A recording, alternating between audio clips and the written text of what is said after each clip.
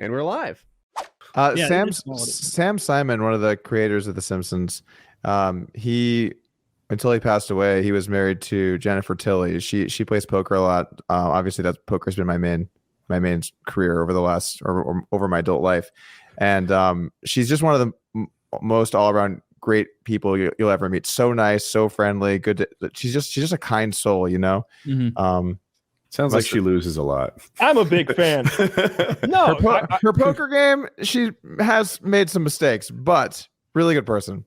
Yeah, I like watching Jennifer play. I think everyone likes watching Jennifer play for some reason and or another. There's a famous hands with her where she thought someone had quads. And you can Google it, Jennifer Tilly quads or something, where it was clear the person did not have quads. And then she just called with a full house or something. And the guy was like, what the hell? I obviously didn't have quads. I don't know. It's a funny hand. You want to look it up. It's a good one. But she won, it sounds like. She did win, but she could have won more. Oh, okay. She just called instead of raised. Exactly, yeah. No, how much poker you play, Kyle? I play 2 or 3 nights a week. Okay, pretty active. It's play low stakes. Like we play like 25 and 50 cents, but the game gets stupid like really quickly, so it might as well be 1-2, which is still low stakes and everything. But I don't know. Some nights I win $1,000. That's happened a few times, but nothing crazy. Like we're not playing big for those blinds. Yeah, that was a good night. I was up like 500 or 600, and then I hit a straight flush over a straight flush over a full house. And with one of my good friends, we were both the winners that night, and I was just like, Kyle, stop. And he's just like, you better fold. I've got it. And I'm just like, I've had you since the flop. It's not looking good. And then just straight flush it down on the river and just took all of his money. So it was I haven't hit a whole lot of, it was the Royal too. I haven't hit a lot of straight flushes, but playing online, you hit so many funky hands like that. You were calling a Royal a straight flush the whole time? I was. Okay. Yeah. That's interesting. Having a Royal flush against someone having a full house. I just want to say that I'm not saying it didn't happen.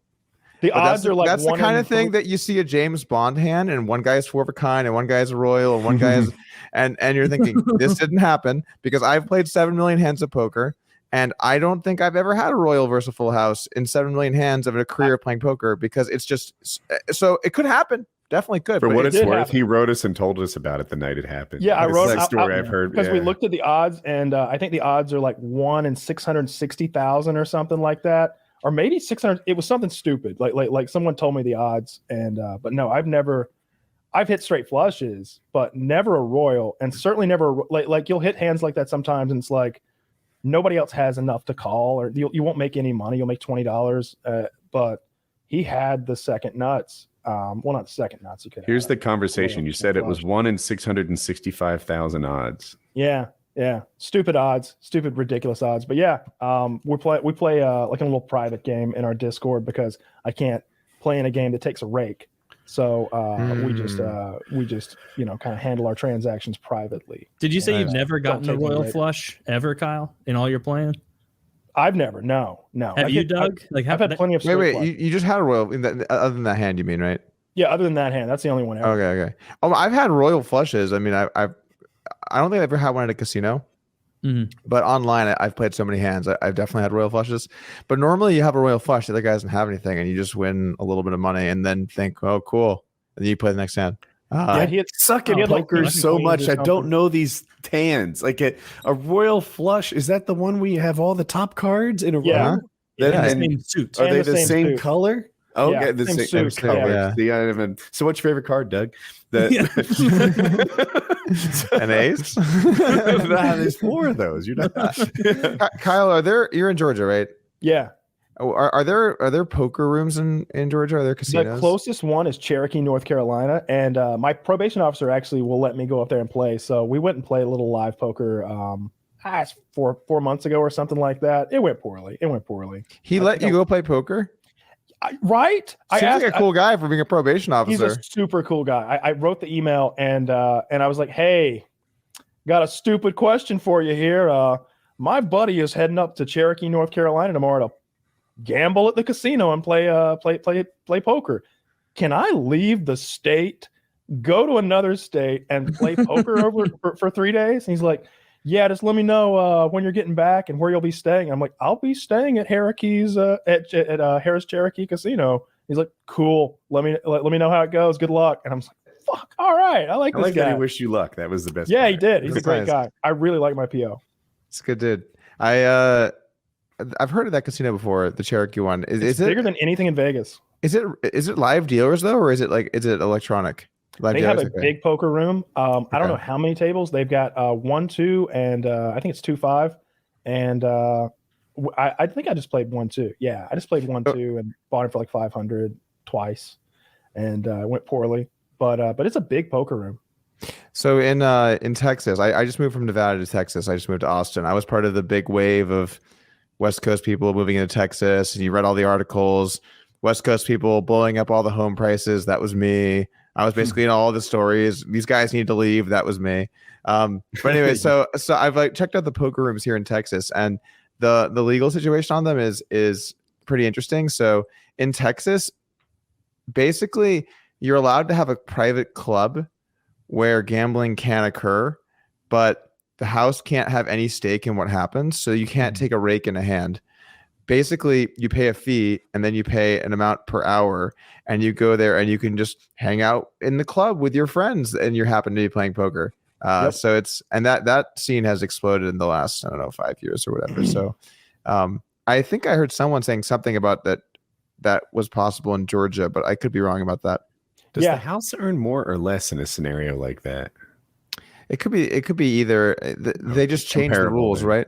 Because in Vegas, for example, what they'll normally do is every $10 that goes into the pot, they'll take one out, and they'll stop that at $40. So basically, if you play really small stake stuff, it's really hard to win because they're taking so much of the money.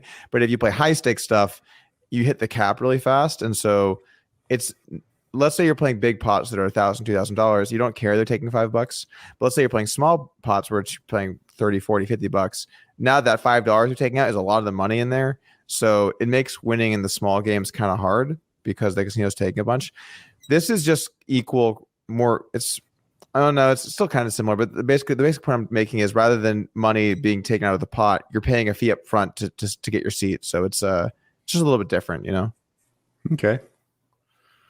Yeah, I love playing poker. Like I said, we play at least 2 or 3 nights a week. We're probably gonna maybe play tonight. I think I'm gonna try to stream some poker on Twitch and just hide my hole cards with my camera, because there's no way I can show the hole cards because one of those jamokes in there is gonna hop in my stream and just take my money from me.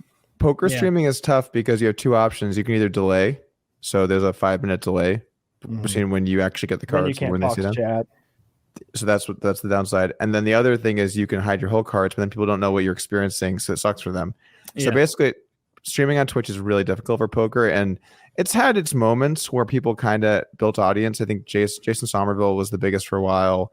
I know that there's a few other guys like I think Lex Veldhouse, one of the bigger guys now, and Parker Talbot was one of the bigger streamers. But they've all kind of, I think, to some extent, had to deal with this issue, which is there's just not a great way to do it in terms of chat.